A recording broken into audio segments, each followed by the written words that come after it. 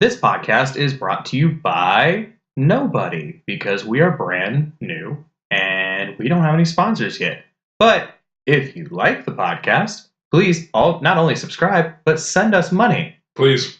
And then we all make money, right? That's how that's supposed to work. Kevin, you got anything coming up? Let's see. Wank Bank, the series at wankbanktheseries.com. We'll be premiering that sometime in February. Hopefully we'll get some better news. Check out the production company, Kaleidosightfilms.com. And that's basically it. Yeah. And I'm in that too. So I guess my thing coming up is the same exact thing. Catch me in Bayonne Friday night, Zach and Pat's Tutorials, 901 Broadway.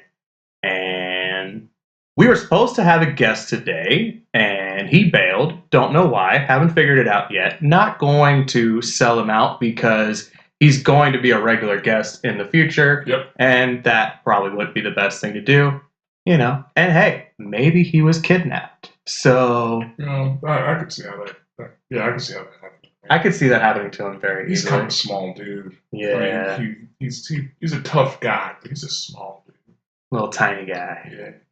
So, anywho, this is the pilot podcast to Hot Takes and Sausage with just me and Kevin, and that's okay.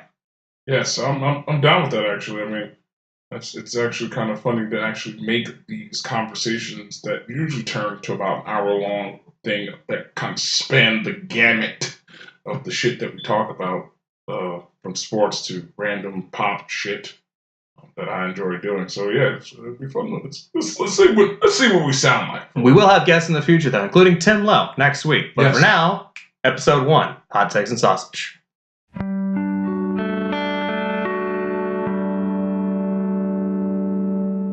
Guess what, Kevin? What, Trey? It's Super Bowl week. Oh God, help me, Jesus. And that means we have hot takes for days. Oh my God. We got the GOAT, Tom Brady, the greatest ever. You can't deny it. I see. We've had discussions about this. Anyone who says it that he's not the GOAT is a hater. That's all it is. How do you not give this man? There's no one close anymore. Like there's like this giant gap. You can put anyone in it. It's not close. What does he have to do? When he was a couple years ago, everybody was debating between him or Peyton. I'm a big Peyton fan. I love Peyton. You know, all that shit. I love Peyton. But then eventually people gave that one up, and it was Brady. And then it became, is it Brady or Montana? And then after the 28-3, people gave that up. And now they're saying in this Super Bowl, if he wins, it's Brady or Jordan or Gretzky. Yeah. Like, that's the legacy we're going for now. We're going across sports. You have to. You can't. Who's left? Who's left? I personally, as a Steelers fan, I don't want him to get 6 because I have to hear the shitty Patriots fans forget that their organization has just been good over the last decade instead of the other 50 years before it. But honestly, you have to. There's no one in the sport that could touch him anymore. Like, it's not even close. It's really, really, really not close. No one can come near him at any point. Maybe not anytime soon. So you have to go into the Jordans. And those are the guys what are you supposed to do? Let's say, on an off chance, broken legs happen. Let's say the Patriots lose the Super Bowl. Does Brady lose his GOAT status, or is that cemented? Are we talking about normal people, or I'm talking about normal people. I mean, not like or the football players. Yeah, because he's going to enter that debate if he wins it with Gretzky, Jordan, and all that. But he has been like cemented as the GOAT in the NFL. But if he loses that, are people going to say, "Oh, now he lost 3 Super Bowls"? It's like, yeah, but he still won 5.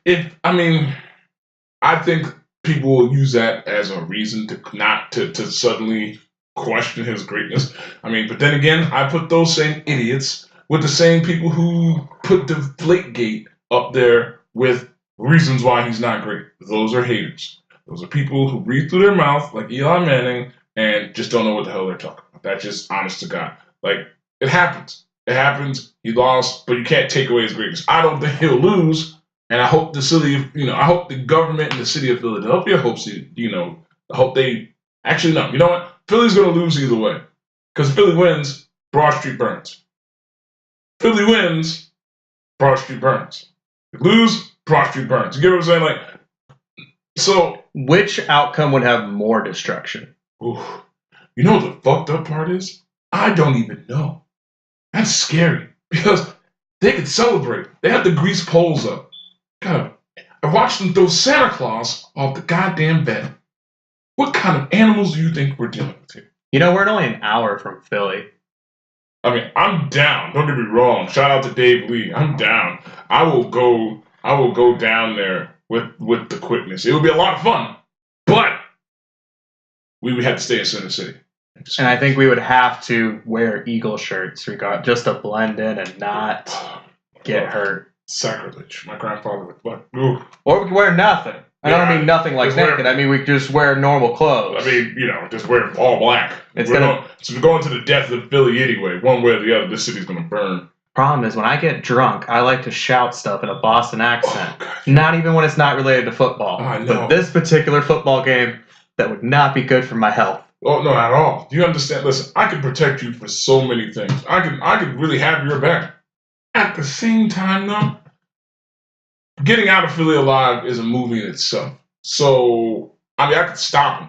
But you get going, you get all drunk and fat black woman drunk like you do, start talking with your hands, you might get your ass kicked and there's nothing I can do about it. And I say Tom Brady is the new Big Ploppy. Oh, my God. Oh, God. The greatest quarterback ever. I want to punch you in the face right now. Oh, my God. You know who's not the greatest quarterback ever? Nick Foles. Now, hold on. Come on, guys. Come on. Nick Foles is a Pro Bowler. Nick Foles, I think we said this to you earlier, Nick Foles is at the point right now where you have to give him the same kind of sympathy you gave Mark Sanchez. Mark Sanchez was not a bad quarterback. Mark Sanchez was a victim of really, really bad situations in terms of coaching and understanding the game from coaching perspective. Nick Foles played for what coach, Trey? Well, I know where you're going now. When he had the great year, he was playing for Andy Reid. Yep. But then he had to go play for Jeff Fisher. 79 Jeff Fisher. They're going to put down his goddamn gravestone. But I'm saying, Nick Foles is not terrible. Is it Carson Wentz? No. Is it sad that we've got to the point where Nick Foles, a Pro Bowler, has gotten into there and you just say, oh, he's not this young guy? Yes. But he's an adequate. It could be worse. They could have Landry Jones like we do. Well, I like the Mark Sanchez comparison because, well, everybody only remembers the butt fumble on, but people forget first 2 years, they're in the AFC Championship both years. Yep. When he has guys like Braylon Edwards and Thomas Jones, they're doing fine. He did some young quarterback shit, but that's what you do in your first 2 years. And then starting year 3, they got rid of everybody. That's like Nick Foles. He had the Pro Bowl year, and then they took everything from him by shipping him off to Jeff Fisher. Exactly, and the problem is, as a guy from New Jersey who's had to live amongst New York sports but has literally no New York team New Jersey team with the exception of the Devils, I'll say this, and I really believe it's a New York thing. It's like when everyone turned on Eli Manning this year, which is rare because Eli Manning is one of the rare, likable guys with really no issues, and he's beaten Tom Brady twice. You can't give Eli Manning any shit. They didn't give him anything to work with. And the people he had, there was an inordinate amount of injuries on that squad. So what is he supposed to do? You don't give him anything. What can he do? Quarterback it's like, we talked about this before. You throw a pass, if it gets tipped up and gets picked off by a safety, whose fault is that? Technically, it's the quarterback. But the stats go against the quarterback. Exactly, right? But what is he supposed to do? But it hit your receiver's hand. In the hands. And Eli, that basically, those situations are what the New York Giants' entire season was. You can't put that on Eli. You got to put that on the coaching. You got to put that on the organization. They had all 3 of their wide receivers get hurt for the season in the same game. Same game. You know what kind of Vegas odds that would even be? Spread out maybe, but the same game. The same game. I'm still in the school of belief that the Giants screwed up by firing Tom Coughlin in the first place. This is how we got to where we are right now. Well, he's doing his thing in Jacksonville, man. That's what makes it worse. I mean, he turned that organization around because Tom Coughlin's probably one of the greatest football minds of all time. What you go after McAdoo and because he's the hot. What was the comparison I said? McAdoo is the really hot girl in high school. and then you realize she's dumb as shit. Big boobs, big ass, blonde hair, beautiful. Can't spell her own name if you gave her the first 2 letters. Yeah, an 11-5 season, and then they went on that boat. Yep. And the Giants have never been the same since they went on that boat. Hey, it took the Vikings a long time to bounce back after their boat incident. I forgot the Vikings had a boat incident. Theirs was the same as the University of Miami boat incident. Yeah, and you know what? Those are fun boats. Those are really fun boats, but they never... Case in point, just, you know what? Don't go on boats. Any team that ends up on a boat, it does not go well for a few years. We're talking that 1 year that Gronk had a cruise. It only lasted 1 year. It's supposed to be an annual Gronk cruise. After the first one, they're like, nope, never again. That's not happening, Gronk. But you know what? Gronk has fun, and Gronk is one of those guys. Gronk is made to play this game. Like, you just look him in the eyes and go, you're made to take these shots to the head. This is what you do. Yeah, they still haven't confirmed whether or not he's going to play this Sunday. And I know it sounds fucked up because of the current climate we live in. But let's be real. It's not like Gronk uses his brain much anyway. Let him play. Yeah, he's fine. He's out there dancing and jumping around. He's gonna play. It's the Patriots. They're probably high-fiving. You know how much these guys enjoy just kind of controlling the narrative, letting the media do it, and ESPN just stepping in it all the time and just getting something just wrong, running around with the wrong stories that show. They never say shit about, like, they had that big story about Bill and Tom are breaking up. Tom's angry about Garoppolo leaving. They said that first day, they were like, nope, it's not true. And then they have never talked about it since. There are probably 20 teams in this league that article would have sank the franchise for a decade. For a whole decade. Because in the end, we've talked about this. There are 4 to 5, I'll say 4 great franchises that are ran in a way that you can't do anything to take them down, and you got to look at what's happened. Patriots, every year, got the Flakegate, got something else. Everyone, Patriots are fine. Steelers, we've survived. Plaxico, before he shot himself, we've survived. Antoine Mandrell, we survived Big Ben getting falsely accused, or allegedly accused of rape. Then you got the Packers. Packers are a legendary franchise. You got Brett Favre, that whole mess of how that broke up. The whole marriage ended, but they're fine. And then I wanted to say the 49ers, but honestly, the 49ers are nowhere near where they used to be. I would probably throw the Saints in there. You know, you guys legitimately, headhunting and all that stuff. Saints are still around. Saints are still around. Saints are still around. They don't have the same pedigree in a sense, but they've survived worse and been okay. They have their quarterback. And ESPN kind of goes out of their way to try to make news out of nothing. They're at the point where they're the WWE of the sports world. I mean, Fox Sports isn't much better, but they're the WWE when it comes down to these things. They had to make the story out of something. You have a 24-hour station. You got to come up with content. It's hard coming up with 1 hour content for this. Yeah, not really, but you know what I mean. But 24 hours. 24 hours in it. Shit. He's like, all right, well, Tom Brady left his toothbrush in his locker. I guess he's trying to send a signal. What's the signal? That he enjoys gingivitis? Like, what the fuck? Like, I don't know what else he's supposed to say. I think that's why they have all those absurd stats. Like, I know one in particular that's always fresh in my memory is one of the years, I forget which team he was with when he won the series. I think it was with the Cardinals. He bounced around a bunch of times. But when David Eckstein won World Series MVP, and they were like, David Eckstein, shortest ever World Series MVP. Guys. Okay. Okay, we get it. Like Jay-Z says, okay. What am I supposed to say? Cool. I mean, I love baseball stats. I love them. You know that. I love them. But sometimes they come up with those obscure, not even obscure or something cool, something stupid like shortest, or he has a size 14 bat that he swings. He's the youngest with the biggest bat. Shut the fuck up. Shut up. I get it. It's cool. Move on. Yeah, but those stories aside, the Pats keep on chugging. They win games, and then when they win games, everybody says, oh, they win because it's fixed. The refs fixed it. I'll say this. And I don't want to be like, I hate being that guy. But for the first time in my life, I can say, and I think I said this to you before, if the Steelers game was after the Pats game, those calls would have never been blown. Because I do think Goodell pulls a lot of strings. It's Stern level, which we also talked about before. But I do think that the worst case scenario was if the Pats lost and it was a Jaguars. They were hoping for the Vikings to win at that point because it's the Jaguars Vikings. At least the narrative is Minnesota's at home. Great, but it's the Eagles Jaguars Super Bowl.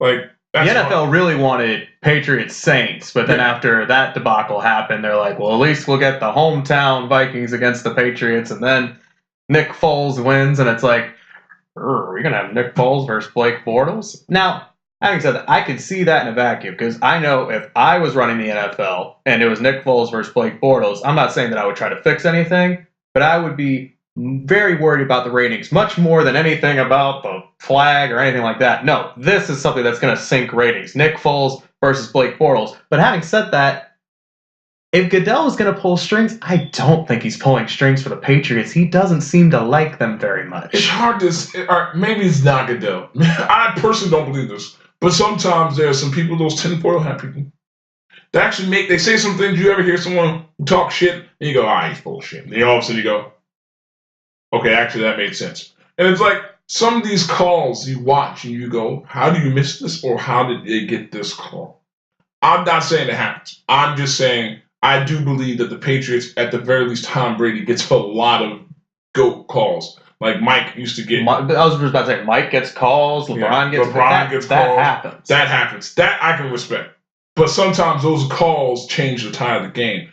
And basketball, baseball, all that aside, baseball's a little worse pitching-wise. But football-wise... do you want to talk about Tom Glavine's strike zone? I'm a Braves fan, and I will admit Tom Glavine's strike zone's just a hair bigger. It's a hair bigger. Holy God.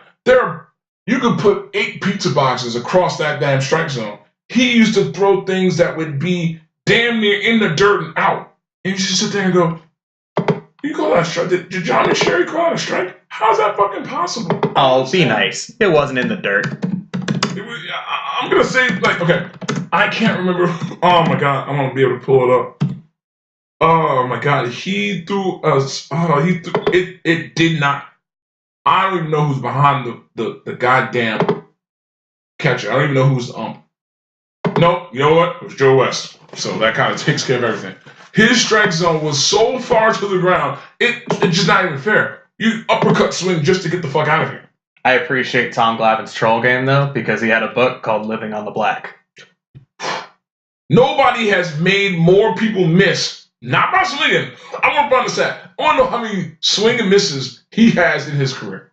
I want to know. Because I think people just got caught looking most of his career. Just going, that's a strike. You have more people who just walk up, that's a strike. That's a strike. That was a fucking strike. Okay, what do you say? But you guys had a lot of those guys. Maddox was great because Maddox, I remember one time he was mic'd up on TBS and he was sitting in the dugout and he was talking about how the next inning was going to go down. And he's like, I'm going to strike out this guy in 5 pitches. I'm going to make this guy ground out in 2 pitches. I'm going to make this guy ground out to second in 4 pitches. And it happened exactly how he wanted it to go down. I'm like, yeah, he's the best pitcher in baseball. Yeah.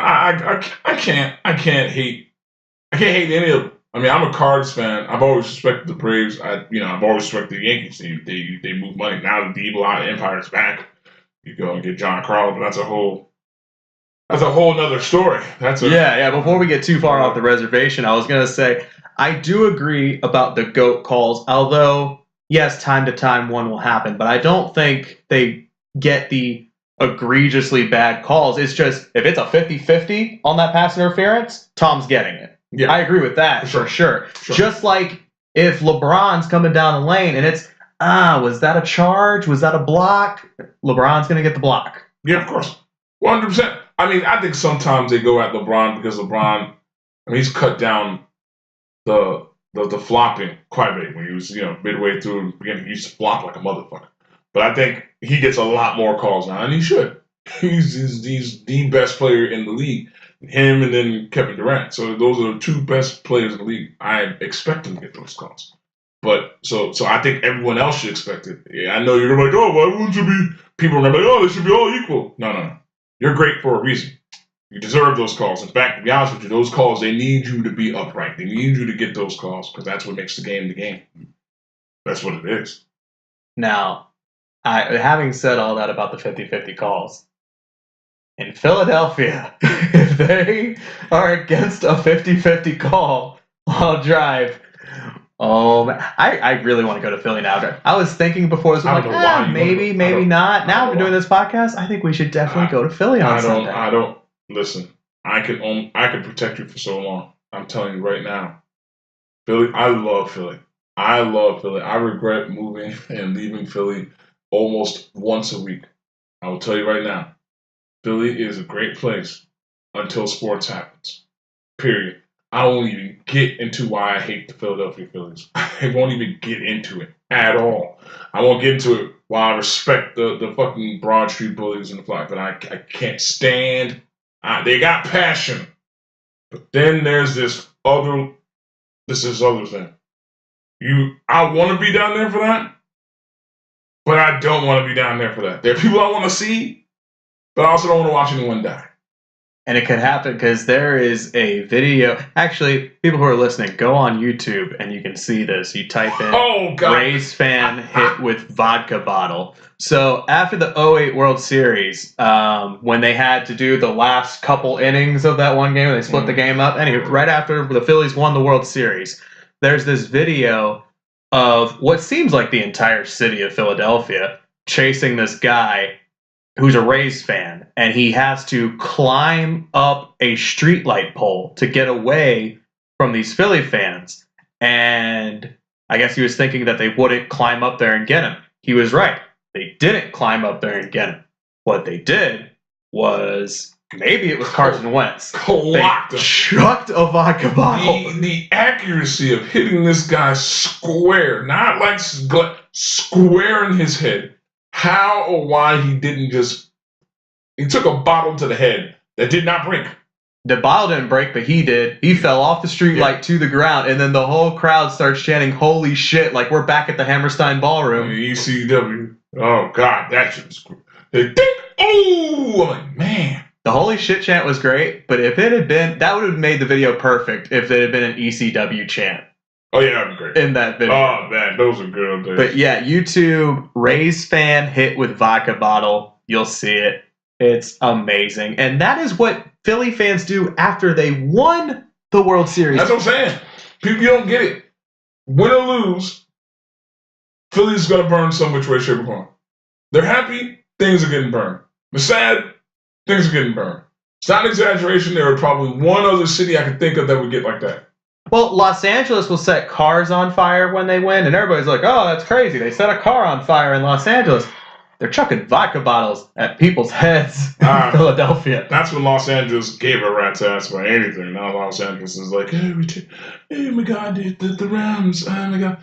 Football, I think, listen. They got two teams in the NFL, and the most popular team in Los Angeles is going to be in Vegas. Yeah. That's still a Raider town. I don't care what anybody says. I mean, I don't think I've ever been at a point where it's been a long time when the Dodgers are the best ticket in town. It's been the 80s. They're the best ticket in town right now. I mean, it's been a long time to see that because, you've got two teams, the two football teams. The Lakers are, man, the Clippers are. Hey, they're riding the big baller program, baby. Oh, God, Man, I will enziguri this entire apparatus, this whole computer. If we go into, don't be a small baller. Oh my God, I don't hate him. I just think at this point he's overstepping, and this is getting crazy. Now he's just looking like a sideshow. I just want his kids to be able to play, be comfortable doing so. They're doing their thing over in Lithuania. Actually, let's talk about that. All right. Because you played over in Europe. Mm-hmm. I know you didn't specifically play in a Lithuanian league, but those country leagues always play friendlies, exhibitions with each other. Tell us, because you've told me not off camera, on this podcast before, tell the listeners what those people are like playing basketball in Lithuania. Well, first and foremost, Lithuania is probably up there with Austria as maybe one of the roughest places I have ever come in contact with in my career. If you are, and this is going to insult a few people from West Coast, but I'm going to say, if you're a West Coast basketball player who has lived a pampered life, Lithuania is going to look and feel like a third world country, both on and off the court. And I don't think personally, and I always get them messed up. The youngest one is LaMelo. LaMelo's gonna be fine. LaMelo's 16. I think they know he's gonna be fine. I think that's the best part. I think he's gonna go over there. He's gonna be fine. He's gonna be NBA ready at some point. But they're playing against guys. It's a country full of goons.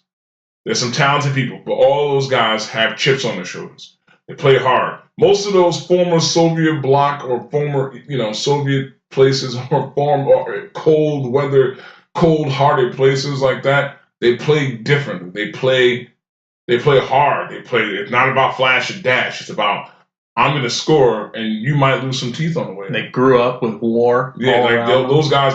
It's like as you say about Croatia and Bosnia and ex-Yugos. I'm going to say it. They're the niggas of basketball over there. They play hard.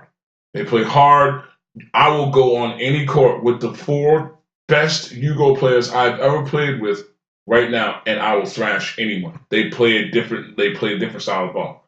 And seeing the baller boys or the ball boys over there, LaMelo's fine. He's 16. I think that's perfect for him. And I think it's good for Jello, too. I don't know if Jello will play in the league or not, but I don't know. I get annoyed by it, so I know you get really annoyed by it when people are like, oh, well, this is worse competition than what Melo be playing in high school or what Jello be playing at UCLA. It's like, no, they're pros. They're pros, and the thing is, and I'll tell you this, and it sounds like bias, but I think it's good for a 16-year-old. I think Jello's awful. I don't think he's a good basketball player. I think he'll barely hang on over there. And that's because just watching him play. Being 100%, I don't even know if he wants to play. I truly don't. I honestly think that he stole that stuff in China because he didn't want to play. What? I think that's his way of getting out of this. Do we have our first hot takes and sausage conspiracy theory? Yes. I think personally. Go on. I think personally he knew what he was doing. He doesn't have to steal. He don't want for nothing. Light-skinned kid, got everything he wants in this life. His own brand, his own shoe. He doesn't have to steal nothing. Those kids he was with, maybe they had to. But he don't have to steal anything. He just wanted a thrill. Yeah, I think he's just, at this point, I think that was an act out. Because I don't get the vibe he wants to play ball. You watch him on the court, he's cocky, but it's not the right cockiness. I know some great cocky basketball players that you see them and swag. They are going to play ball. Kelvin Coggins was probably the cockiest person I knew basketball-wise, but he could back it up, super athletic. I look at Jello, I just don't think he wants to play. So you see middle child syndrome. Absolutely, 100%. In Jello. Because I see Melo wants to play. He's 16, he's still growing, and he's growing into his body. He clearly loves what he does. He's not the brightest bulb in the chandelier, but he's up there and he's going to get better. He's young. Lonzo is a good ball player. Don't let ESPN fool you because they were, they got to tear people down when they're not as good as they say they are or want to be. But for all intent and purposes, Jello's not a ball player. I don't think Jello wants to play basketball. I see Jello barely hanging on overseas. And you see, they're talking about Lonzo's shooting, and that's a knock on him, but it could be worse. It could be Markelle Fultz. What happened to the young man? Listen, people don't understand when you make that jump, whether it's EuroLeague, whether it's going to Europe, whether it's playing in the D League, whether it's Summer League. That jump, you can come out there and flatten out bad. You don't play against top competition, and he did. But basketball is so mental. I will tell you right now, I played overseas for 11 years. Can I pick a number of people who from high school and college were better than me at that point in time? Absolutely. But they were mentally shit. They're mentally shit. You can have a $1 million body with a 10-cent head, and it's over. Things happen. Yeah, because they keep saying, oh, well, it's because his shoulder was hurt. Now, granted, I am A, not an athlete, B, never had a shoulder injury. So I really don't know what the fuck I'm talking about here. Having said that, seems like it's more than just recovering from a shoulder injury. Yeah, it's a lot of mental thing, and I hate second guessing people who get injured. But I'm also a guy who's never really had that major of an injury. But it takes a lot for me to not be on the court, especially when I'm getting paid. takes a lot. I can barely hold on if I'm not being paid and I'm playing on the court and I want to play. So it takes a lot. So for me, it's just like I could see your shot being a little bit off. You're missing more than you normally would. I can see that. But the videos that are out there of Markelle Fultz, he looks like the people who are shooting at halftime to win a gift certificate. It almost looks like the Yips. It looks like the Yips. Got that Chuck Knobloch? It looks like the Yips. I don't know what it is. There's a few people who have the Yips in this, but Chuck Knobloch, for those who don't know, baseball-wise, Chuck Knobloch was the shortstop and the second baseman for the Yankees. And then somewhere between the time he ended up with the Yankees and the time he went to the Royals, I believe, he forgot how to throw turn the routine double play, and then couldn't throw from second to first. Could not do it. Could not do it for the life. Yeah, he had that John Lester stuff, but playing the infield, not being a pitcher. Could not do it, and he washed him out. He had the yips. He can't. It's a mental block, and I think something's up. Something they're not going to tell us. Something's up for sure. For sure, 100%. It's like they're more transparent with the Clippers nonsense that happened over the last 2 years than they are with him. But he's a young kid, I mean, it's bad. Ooh, speaking of Clippers nonsense. Oh God. Hey, we had a trade this week. I don't get it. I don't get it. 6 months ago, didn't they like he's gonna be a Clipper for life? What was that contract? They gave him a 5-year extension, and while they were wooing him to stay in LA, they had a jersey retirement ceremony for him, like a dress rehearsal of what he'll get in 10 years. And I guess he'll be going to Detroit now. Speaking of jersey numbers, he has to switch it now because Rip Hamilton, that jersey's retired, number 32. So now my question is, are we at the point where people are going to say Doc Rivers is the problem? Because it's been said. So are we there yet? Are we there to say Doc Rivers is the issue? I'll say this about Doc Rivers. He got fired in Orlando. Old rusty voice ass. He was about to get fired in Boston before the Garnett and Allen trade. I forgot about that. Oh yeah, he was on the hot seat, and then they got Garnett and Allen and won a championship. Mm-hmm. And now he goes to the Clippers, and this happens. Now, sounds like I'm hating. I think Doc Rivers is a good coach. I don't know if he's a Hall of Fame coach, like some people say, but at the same time, in basketball, everybody makes the Hall of Fame. But he's trading everybody except his kid right now. I don't want to say it, and it may not be true, but it's a bad look. It just seems like everyone's expendable except for some. And don't get me wrong, I get it. But at this point right now, wait, he's got the Mike Holmgren package, right? He does. Okay, this is not a good look. Those listening, the Mike Holmgren package is when you are the coach and the GM. We call it that because he was the first guy to get it, at least to my knowledge. That's exactly. But the rumor is that they're doing all of this to clear out as much money as possible so that they can just have an entire team's salary available for the summer. You got Paul George out there, you got LeBron out there. But that's a lot. That's a big push of chips onto the table. And they had a shot at making the playoffs. I'll say that openly as a Pelicans fan. Pelicans are at the 6th seed. Boogie gets hurt. There's only 2 other teams outside of the top 8 that have a shot at this. The Clippers, the Jazz, and then the Clippers punted the season.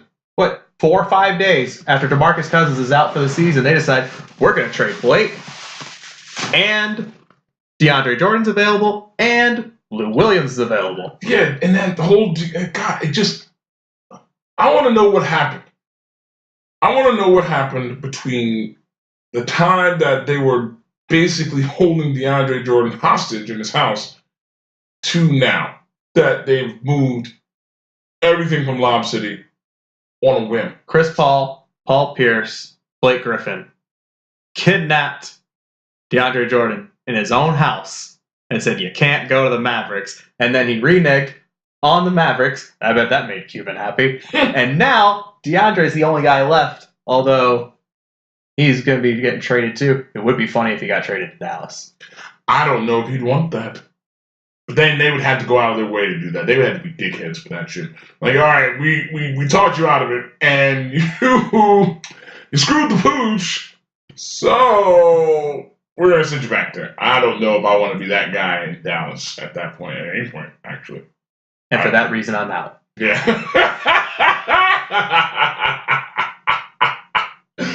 Oh, God. But now, I get, like, okay, let's say they do get LeBron James and Paul George. Mhm. Let's say they don't. You got rid of all your guys. You got rid of Blake. You got rid of DeAndre. And the LeBron, Paul George dice roll came up snake eyes. Then what are you doing as the Clippers? You are back to being the Clippers. And that's a hell of a fall. That's like that, and that's not your regular. That's not your Clippers. That's not my Clippers. That's not even your. That's that Terry DeHare Clippers. That's a Darius Miles. You know that we're just really flashy, tall black guys. But God, back when their only fans were Clipper Darrell and Frankie Muniz. Yep, look, fucking Corey McGetty. God, oh God, that team's built. Oh God. You remember when Elton Brand convinced Baron Davis to sign with the Clippers, and then Elton Brand went and signed elsewhere that same summer? Yeah, like, oh, well, thanks for coming. Oh, man. Oh, that team's a mess. And they still, that Ballmer's done his job. He clearly is enthusiastic about what he does. But my God, I don't think Doc Rivers should be running the squad right now. I don't think Doc Rivers is good. It's a lot. And like I just said about Doc, I mean, I think he's a good coach. I don't know about great.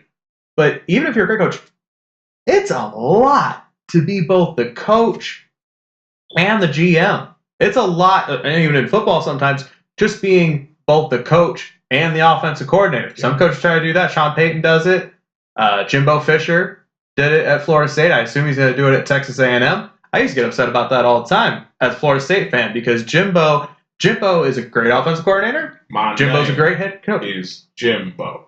I knew you were going to do that. He's great at both those jobs. He's not great when he's doing both of them at the same time. And I think a lot of these coaches that get the coach and the GM package, if they're coaching, great.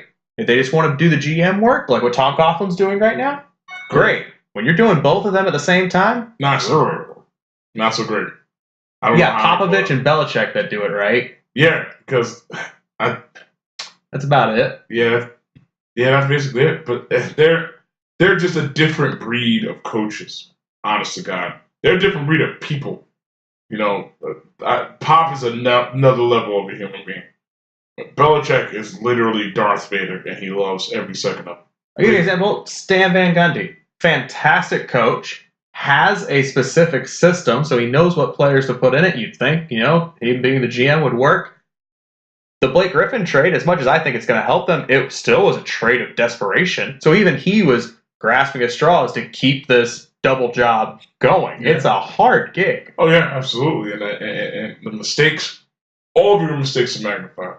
Oh, everyone, 100%. This thing doesn't pan out. It's on his shoulders. I don't see how it can't pan out. I see a team with Andre Drummond and Blake Griffin on the floor as something that on paper is a very formidable squad. I don't see that being the case right now. But it's not very hard to jump out in the East. Yeah, they would be like an East Coast Pelicans. Like the Pelicans have Anthony Davis and Boogie Cousins together. And they'd probably be the 2 or 3 seed in the East if they were in the East because the West is so tough. You say that, but before the Boogie injury, they were 27-21. That's the same record as the Washington Wizards, who were the 4 seed at the time. Oh, God. And that's playing a Western Conference schedule. Can I not add 2-3 wins there? So 2-3 wins more than the 4 seed. That's 3 seed, 2 seed. Yeah. But anyway, so they're in the East, and they have that type setup with Blake and DeAndre. Now, I know Blake's been getting hurt a little bit over the last couple of years, but it's always been this thing and that thing. So it seems more like freak occurrences. It's not like he's hurting the same thing over and over. But they're all ticky-tack that turn into freak things. That's the thing. It's like, can you get a full season out of Blake Griffin? Sure. Will you get a full season out of Blake Griffin? I don't know. I don't know if Blake Griffin's body is a 40-minute body right now. I don't know. Then don't play him 40 minutes. Well, depending on the situation, what choice do you have? You know what I mean? Like, if you're on the floor and your best, you want your like the Detroit Pistons aren't going to be challenging shit. Don't get me wrong, but if you're going to give yourself the best shot, you gotta have Blake Griffin 40 minutes. I mean, did he have to do that when the Clippers were all Clippers? No, probably not. No, because they had other players, but the Pistons don't seem like they're done. I think Pistons are the not Pistons done. don't have Kemba.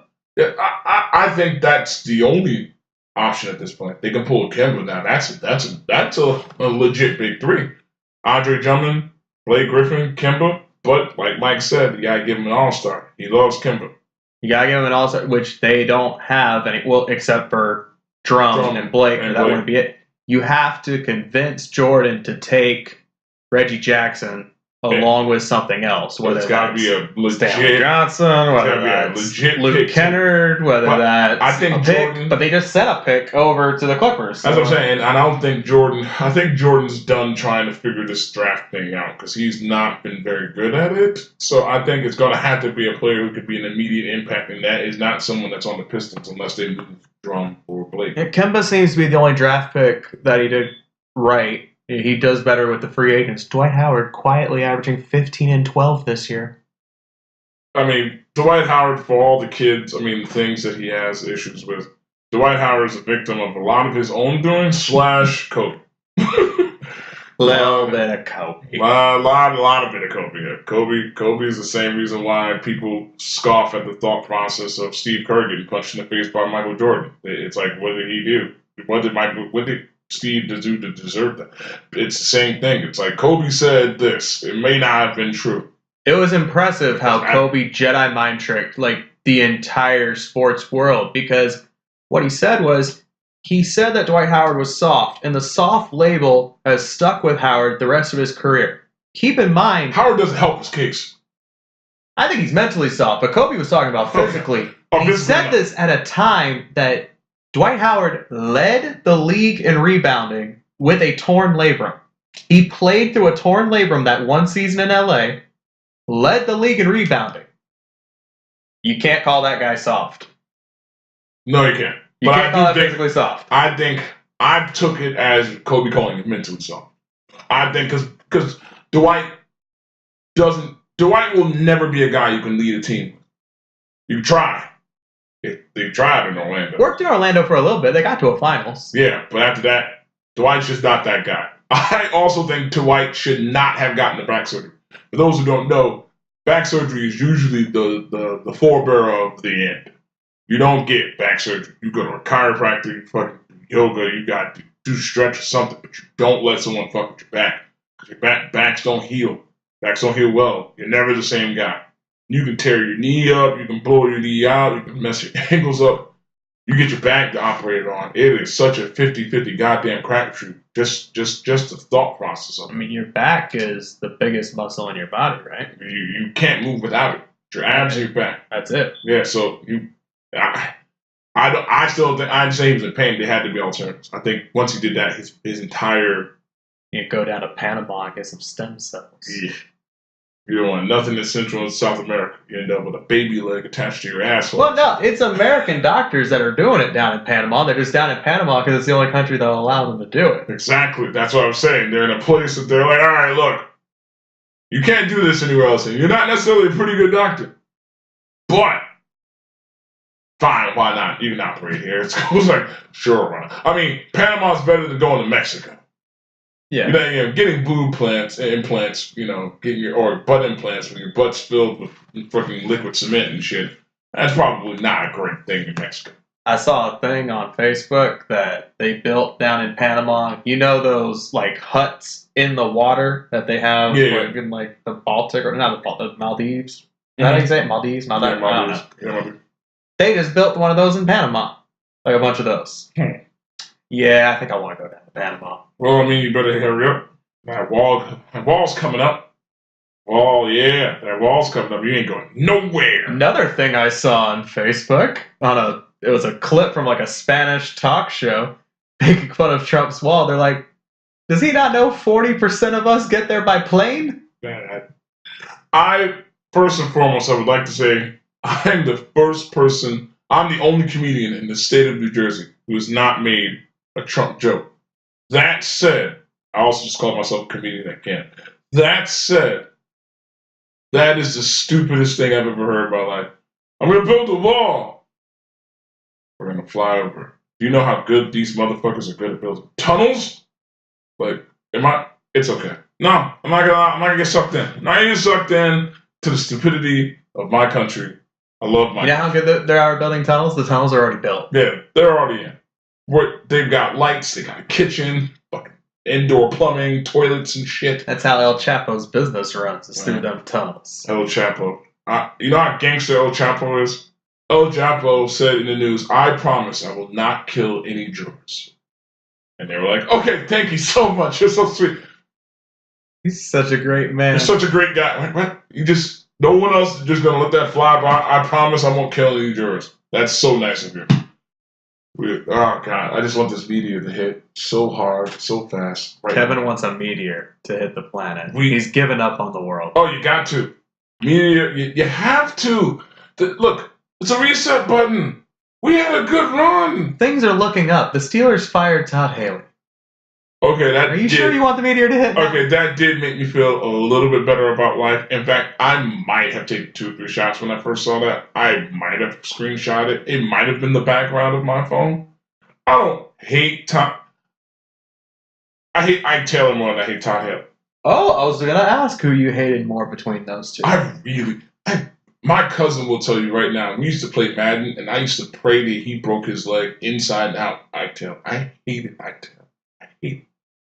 If I met him, if he's listening to this, I hate him.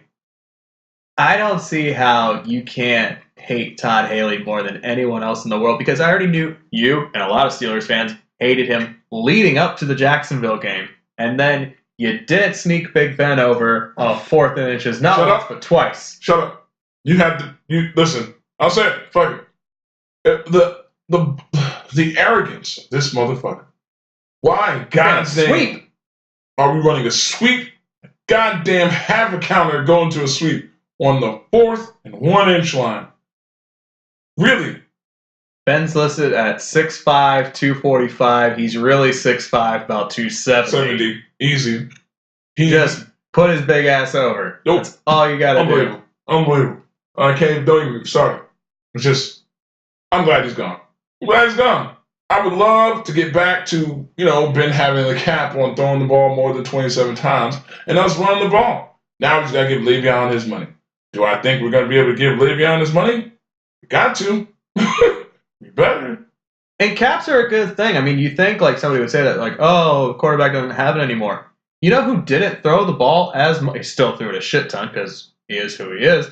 Drew Brees threw the ball less this year because Saints had that running game. Boom. Back in the playoffs because they had the second best running game in the NFL this year. The Eagles actually have the best running game in the NFL. I don't know if the Eagles are going to win this game, though. Oh, no. They might win in Vegas. It's 5.5-point spread. Yeah, they're not going to win this game. Only because we're at the point right now where Tom Brady can be down by more than 20. Tom Brady can be down by 25. Tom Brady can be down 30. Tom Brady is not over until there's triple zeros up there. And he proved that in the AFC Championship. And he's going to prove that. He proved that last year. He's going to prove it again. How many championships have the Patriots won by more than 4? Zero. Why? Because a lot of these things are them coming back. The only difference between the Giants and all these other teams are when they had to put them away or had to come back, they put them away and came back. Usually when you're down to the Patriots, you're down for good. Yeah, I've heard a lot of Giant fans, and I don't think this is a hard decision for them at all. I heard a lot of Giants fans saying, like, oh, I don't know who to root for in the Super Bowl. I hate them both. You root for the Patriots if you are a Giants fan for 2 reasons. 1, fuck Philly. I'm saying as a Giants fan. No, fuck Philly. I don't. Oh, okay. I'm sticking with that. Fuck and Philly. 2, you want to be the only team that knocked off Brady. And with each Super Bowl win, it looks even better. If I was a Giants fan, I would be like, I hope they win 6, 7, 8 of these with 2 losses to us. Giants fans don't see that. New York media don't see that. All they see is that Patriots, New York and Boston hate go way back. So they just hate each other in general. And I get it. And even just the rivalry aspect. I know because I was in New Orleans last year when the Falcons blew a 25-point lead. And they were the second happiest city right behind Boston. They should have shut down that franchise. I don't even know how Matt Ryan I've lost games and I've been, I bounced back. I don't know as a football player, because basketball's different. Football player, I don't know how you bounce back from that. Like, I don't know how you mentally come together and go, okay, it's fine. No, it's not, motherfucker. You were up 28-3. This game was in the motherfucking bag. 28-3, this is fitting to be a goddamn breeze. And you watch this game. Like, you just watch this fucking game go. I don't even understand how it's possible. I understand it's Brady, but goddamn, you're up 30. You got to stay up 30. You got to run the goddamn ball. That's what they did do. Well, they're saying Seattle needed to run the ball. No, Atlanta needed to run the ball. Well, Matt Ryan is to Alex Smith is to Kirk Cousins. They're basically all the same guys. The difference is, to Joe Flacco. They're all basically the same guy. Shout out to the Redskins swapping out Kirk Cousins for Alex Smith. It's going to be the same thing. They basically got the older version of Kirk Cousins. So now, I think SJ was, shout out to SJ on Facebook, and he was like, yeah, maybe someone will trade for Kirk Cousins. I'm like, no, they won't, because he was a transition tag. That means, you know what you do? You wait till he hits the open market. I'm not going to trade something away. Why am I going to trade something away? You don't want to be back there. You're going to have Kirk Cousins be your backup. You're not going to get anything in return. Any team that isn't the Browns that does that is retarded. Speaking of the Browns, they've talked about Cousins going. Do you think he actually goes to the Browns? Willingly? No. Involuntarily? Probably. At this point right now... Well, they got the first and the fourth pick. So if Cousins goes there, they don't have to draft a quarterback. So you could take Saquon Barkley with that first pick. And with the fourth pick, best defensive player available. All of a sudden, the Browns don't look so bad. Well, they still look bad because the uniforms are terrible. You know why? You know why? With the fake Browns. You know why? Why? You're using common sense. We're talking about the Cleveland Browns. This is true. We're talking about the Cleveland Browns. The Cleveland Browns have had more quarterbacks in the last 10-year span than the Saints, the Steelers, the Giants, Patriots, the Packers, the fucking Dolphins, everybody. And some of those teams combined. Until you said Dolphins, I thought you were going to say all those teams combined. Without the Dolphins, it is combined, it's all combined. Mm-hmm. They've had that many quarterbacks and a lot of coaches. A lot of coaches. They are sticking with Hugh Jackson, though. God bless them. 1-31. Is that what 15 and 16 together is? Yeah, 1-31. 1-31. I've known 3 coaches throughout my entire kid, adolescent, teenage, and adult life. And you're sitting there, you watch a guy go, 1-31, he still has a job. He must have naked pictures of somebody. Or they must really know, okay, we really suck at this team building thing. So let's keep trying. I mean, they did okey doke, what's his name? Kinzer. You gotta stick. You have to stick with somebody. You have to, you know what I mean? They're going away from Deshaun Kaiser now. Yeah. It sounds like they're going to draft Sam Darnold, who already said, do not draft me. Yeah, but you have the problem is when you're an organization, and you know the teams I like, so the organizations are all class act organizations. For those who don't know, I'm a Steelers fan. I'm a St. Louis Cardinals fan. I'm a Spurs fan. I'm a Devils fan. Sans the Devils, basically, most of my teams are basically the same type of teams. Yeah, geographically they're not the same, but philosophy-wise they're the same. Exactly. The thing is, in order to win, you have to build a culture of winning. You can't just do what the Bills did and then bench Taylor and then all of a sudden go, oh, okay, we're back. And then you bring them back. You have to give somebody the growing pains to go through this process. Look at all the players, all the teams that get to the playoffs or get the championships that have players that went through the growing pains. Ben Roethlisberger, Aaron Rodgers was behind Brett Favre for 5 years. Tom Brady wasn't even thought of until Drew Bledsoe got hurt. Ben Roethlisberger came out, I think that was Tom Zach that got hurt, or what's the name? You have these people who put in the work. You have to build an organization. You can't just keep thinking that one guy's going to come in and save your ass. It don't work that way. Well, that's why you sign the quarterback and use the 2 top 4 picks on other positions. But again, that's talking about common sense. I did love what Hugh Jackson said, though, because someone asked him about that record and how he's still employed. And his quote was, a lot of coaches would have gone 0-32. And he's right. Yeah. I mean, yeah, that's some gangster shit right there. I can't even get mad at him. 1 in 31. Shout out to Black Excellence. That sounds fucked up, but I did that on purpose for a segue because I know Kevin wanted to get to this before we wrap the show up. Black Panther. Yes. Royal purple carpet premiere. I can say as a white guy, it was dope as fuck. Not gonna lie to you. I know a lot of critics, a lot of people, LA, a lot of New York people, got to see it. Can't really talk about it because they, get the blackout. They're saying it's astonishing. They're saying this is literally the best thing that they have ever seen Marvel do. And that's saying a lot because Winter Soldier was the shit. So for me, it's just like, I'm excited. I hope everyone shows up, black and white.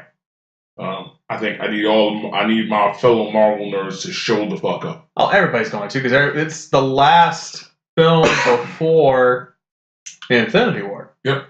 Well, on timeline-wise, Ant-Man and the Wasp will be before Infinity War, but it's going to come out after the movie. I mean, timeline-wise, it'll be before. Yeah. But this is the last movie that comes out before. I'm only pump the brakes on the greatest. I mean, I want to see it first, and it's not for any other reason than Winter Soldier was so good that it's like, oh, we're talking about like Dark Knight status. Because Winter Soldier, we're talking about Dark Knight status. Absolutely. I'm just really, one of the things that I've talked to you about, even when they announced it a couple of years ago, was, a lot of people, why didn't they do this earlier? For me personally, people don't understand how this works. You can't put out things when they want you to put them out. You have to, there's timing. You can't just put out whatever people, it doesn't work that way. You put out Black Panther after you build this universe. And I would say they're going to put out a Black Widow movie sometime in the next year or two. And honestly, I think Marvel's earned our trust. They've only really let you down once. And I think we all know that was Iron Man 3. Iron Man 3. A lot of people don't like Thor the Dark World, but yeah, I'm saying Iron Man 3. Iron Man 3 is the first, that was a letdown, and that was like 8-9 years ago. So for me personally, you gotta trust that they know what they're doing. And I like the fact that they're doing the things that they need to do while listening to the fans, but not letting it shape what they do. It's not as confusing. They know what they're doing. It's not like they're DC and they're clearly just motherfucking winning it. It's like just throw it at the wall, see what sticks. They've got the system. They've built this universe. They've rewarded us. Black Panther is a reward. For them to have done it the way they've done it, the way it looks like it's going to be done, super proud. Super proud. Super proud to be a Marvel film nut, Marvel comic geek. One of the reviews that I read that really is, I mean, I was going to go see the movie anyway, but it was like, oh, okay, now I got it. Was talking about how Michael B. Jordan's character, Killmonger, makes you kind of sort of root for him in the movie too. I mean, obviously you're rooting for Black Panther because he's Black Panther, but you kind of understand where Killmonger's coming from. So I'm really interested to see that because her actual, I wish I knew the critic's name. I'm sorry, but her actual thing she said was that Michael B. Jordan's Killmonger made me cry, and he's the villain. Super excited.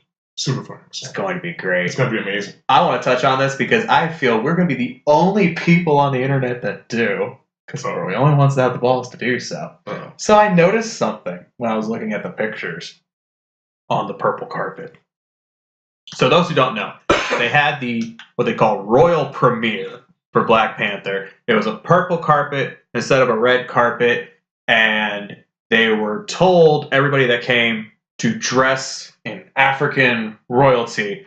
And people were wearing a bunch of stuff that I'm not going to try to pinpoint what they're wearing because I'll get it wrong and somebody will call me racist on the internet. Yep. But I did notice something in particular. Oh my God, here we fucking go. Mike Colton. Oh wow. Luke Cage. Oh my God. He was wearing some African royalty stuff. Oh my God. He had his wife with him. And for those who have never seen Mike Coulter's wife, she's light skinned. Light skin? Really, man? Really? Yeah, she's whiter than me. She's white. She's white. Quite. Notice she was wearing just a standard, regular, silver dress. Didn't even try to get into it. Now, I'm wondering, what would have happened? Oh, they would have lost it. If she... everybody was told to wear it. Would have lost it. Would have lost it. 100%. Listen. Let's give Mike credit for coming into the Black Panther with his wife and knowing that they're going to get shit. You know me. You know how I feel. I could go into some great detail about black women, white women, and all that sort of stuff. The man's happy. He loves his wife. I'm glad she did not wear a traditional because that would have went bad. He already had enough people who hate on him to begin with. That's why that was smart. If she would have came in with a traditional on, I know for a fact they would have jumped on her. They would have dragged her. They would have dragged her around. Now, what if she had worn the same type of dress that because she wore just a regular silver dress. Go look at the pictures online. What if she had worn the same type of dress, but it had been purple? Get away with that. We're talking about normal people? They're talking about normal people. Yeah, I don't care about the people on like Salon and Jezebel. And okay, well, I'm going to tell you right now, we're a country full of stupid people. So anything and everything, you know for a guy who is, I'm an anarchist before I'm anything. So you know that. So I'm going to tell you right now, there are more people on this planet who get mad at her for wearing the color purple than her being there simply because they have nothing better to do. Like the comments on this stuff, it's fucking going to be ridiculous. Like, he's there with his wife. Oh, she wore purple. What's she trying to do? And yes, I said it in the black woman voice. What's she trying to do? I was like, well, she's trying to wear a purple dress. Maybe she's trying to blend in. Is that bad? Yeah. And they'll call it racist. They'll get on my culture. Cultural appropriation. Cultural appropriation. People start calling for a boycott of Cage. It's going to be a mess. No, I'm glad she didn't do it. They had this presence of mind to be understanding that we're a country full of morons. And that there's enough internet trolls out there to make life a living hell for someone who's literally just wearing a dress. So the dress choice was premeditated. Absolutely. They'll say otherwise. No, there's no way she woke up and said, I'm going to put on one. No. I'm going to wear silver. I'm on my motherfucking business. And she's right. He knows what's up, too. You see the backlash. He wore traditional. Huh? He wore traditional. Yeah. And that's why I was thinking, maybe this was premeditated. Because he's wearing traditional. She's not. They came out of the same house. This entire... So obviously she knew about the suggestion for everybody to wear it. I will tell you right now, this whole discussion will get people going, well, what is Trey trying to say? Well, why does she think so okay with it? That's how stupid we are. To be very, very honest with you, he probably said, no, you can't do that. Even if she thought, she wouldn't have thought that. Because in the end, people are just looking for reasons to get mad. People looking for reasons to get mad. That's what they do. That's what they do. No matter what happened, she could have wore a fucking brooch that had, the kente cloth colors. She would have lost it because we're a country full of morons. Yeah, and we are. And the problem with that is what I'm going to say next we can't do because we have a lot of morons running around. But I think that context is everything. And I'm going to give, an example. So if she had done that, right, I would have just saw that as, she was at the Black Panther premiere with her husband. He's wearing it. She's wearing it. Cool. She's not making a caricature out of anything. Nope. Just picked a dress with a nice pattern that happens to be traditional. Cool. Awesome. You're part of the party. That's not cultural appropriation, or at least not in the bad way. I'll give you an example of how it's bad. Remember when Floyd Mayweather fought Oscar De La Hoya and he came out to the ring in a sombrero? Yep. That's when you're trolling somebody with their culture. That's when I feel like it's cultural appropriation. When you're specifically trolling people for that. If you're just doing something. Hey, another example would be that the burrito place in Portland that the two white girls owned and ran, and it got shut down because people were complaining that it was cultural appropriation that two white girls had a burrito place. Even though that's, if anything, that's just a result of great capitalism at that point. See, that's the thing. Here's the problem. The problem is there's so many people. It's like, oh God, this is going to open so many fuck it. So the problem is that there's so many people who, oh, you can't make that because you're Mexican, or you can't make that because you're white, or because it's Mexican food, first and foremost. Have you gone into some of these diners and these places? That kitchen staff is probably of color to begin with, and if they're not, they know what the fuck they're doing. And the thing is, you don't take away someone's. You gotta, they can't be doing that. Oh, why? Why can't two white girls do that? Why can't two white girls make good food? If it's good, then who cares? Who's it? Cultural appropriation. What? They're just supposed to, white folk, you guys don't really cook and know nothing about spices. No offense, but not taking. But if you learn how to use spices, why can't you make a business with something? And I don't know why they couldn't. I don't know why they couldn't. I don't understand. It doesn't make any sense to me. I just don't know where we draw the line regarding that stuff, because if we were to go fully down the rabbit hole of cultural appropriation, you can't do this because this was created by whom, and we're going back and forth with all that. Black people wouldn't be allowed to play basketball because that was invented by a white guy in Canada. Right. And the messed up part is that no one's going to hear that part. See, hear what you just said?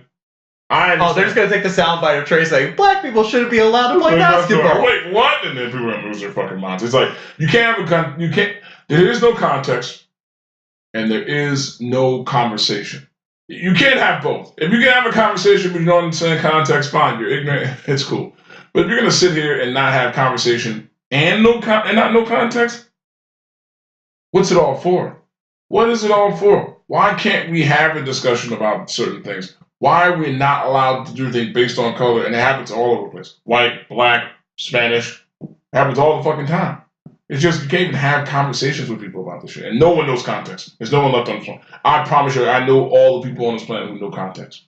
All of them. All three of them. All three.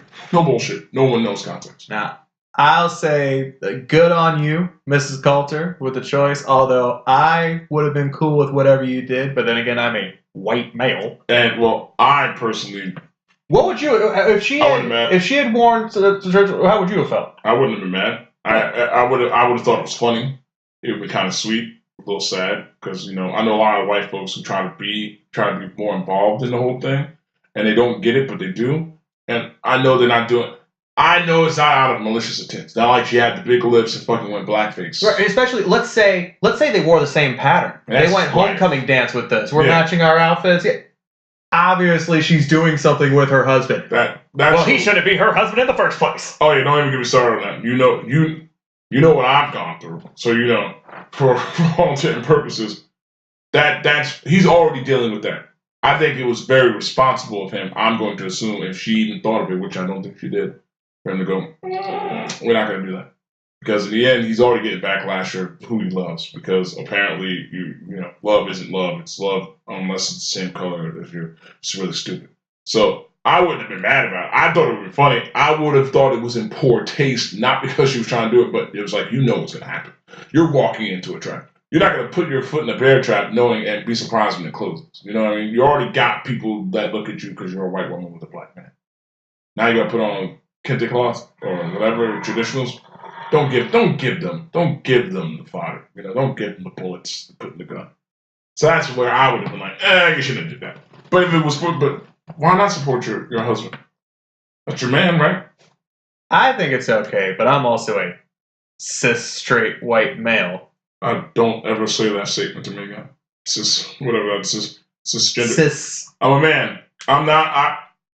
I respect. You're a cis male. I don't know. I just heard that for the first time a couple months ago. I still don't know what that. Someone said that to me, and I'm like, I don't have any cysts. Thank you very much. I don't know what that means. Yeah, it sounds like you have cis, or it would be something you would like. It would be sound like an insult towards like a gay guy, like you sissy male or something like that. And I listen. No problem with, the LGBTQ community. I'm just saying what it sounds like if you didn't know the meaning of it. I didn't know. I'm like, well, I saw it a couple times, and I think someone corrected me, and I go, so wait, what am I supposed to, when am I? Or like when the Latinx thing. I love the Latinx thing. It's so funny. Fuck that. Now I don't call people Latinos or Latinas anymore. You gotta call them Latinx. I don't know what that is. I don't know how to handle that. I guess I'm old. I guess I'm old school. I don't know how to handle any of that shit. Latinx. No. I've got Latinx in my family. No. Sounds like a bad children's cereal based in Mexico. Sounds like a dirty Latin chick. Like she's a Latin minx. A Latinx. Latin minx? A Latin minx. A minx? That's like using the word broad. Oh, well, no, I love that word. Calling a girl a broad, that's amazing. You're not allowed to use broad. I mean, not a lot. It's not a lot. It's not like on the, it's not on the same list as retard. Shout out to Tom Segura. But it's almost there. I think we're a couple years away from broad, being fully, no, you can't do that. You already get weird looks from some girls when you say broad. Oh, no, listen, I know enough broads that I call broads on a regular basis. All right, fight me. I'm not stopping that. That's not a derogatory thing toward a woman. I love all women. Women are wonderful, wonderful, wonderful, sometimes crazy beings. But my God, you're not going to take words because, no. Mm-mm. Kevin loves the broads. I love the broads. Guess what, buddy? What's up? We've already gone over an hour on this. What? Yeah, wow. So before we get out of here, official Super Bowl prediction. Give me a score and a winner. And fucking give me an MVP too. 30-17 Patriots. Gronk. If he plays, Hogan if he doesn't. You stole my MVP. Okay, fine. I'm also going to go against Tommy. I just feel like they're going to do that. They're like, hey, he's won it too many times. But I'm going to say Pats 28-20. Former Saint Brandon Cooks Super Bowl MVP. Nice. Nice. That's what I'm going to do. So I guess we're both going for the, well, not going for the Pats, but we picked them. As much as you talked up Nick Foles, couldn't pick him. I could talk him up, but I also know what side of that bread is buttered. God bless him for getting there. There's a participation trophy for everything these days. He's fine. I'm happy you got that. There's no way you're beating the coach. Now, how about this? Win or lose, because obviously Carson Wentz is the quarterback going forward. Do the Eagles maybe flip Coles for a pick? Absolutely. You might be able to get a first-round pick out of that. You got a few teams like Buffalo has 2 first-round picks. I actually wrote on Twitter that I'm like, so are the Browns going to trade for Foles or not? At that point, why not? There's a couple of situations that could open up from him. I mean, hell, in Minnesota, that's going to be a mess because you still got to wonder if Bridgewater's going to be back. Case Keenum, the starting quarterback. You add Foles to the mix. It's a lot. You can do a lot with Foles. They should flip him for like a couple of second or third rounders somewhere. I'd be really surprised if he's still an Eagle come draft day. So we'll see what happens with that. Nick Foles looks good for you either way. You might win a ring. You probably won't, but you might be a starter next season. That was episode 1. Let's get the fuck out of here. All right. Wait. You're gonna tell them your Instagram stuff. Put yourself out there. Oh, we gotta plug ourselves. I'm sorry. I'm not good at this. Yeah. Okay. I'll plug myself. Instagram, Twitter, Sarver Trey. We got codename Leon, codename _Leon for Twitter and Instagram. That's and Kaleidosight Films.com. That's my production company. Shout out to Matthew Manak for going to be editing, my right-hand man. Wank Bank the series coming out soon. Next week for episode 2, we got Tim Lowe. We out.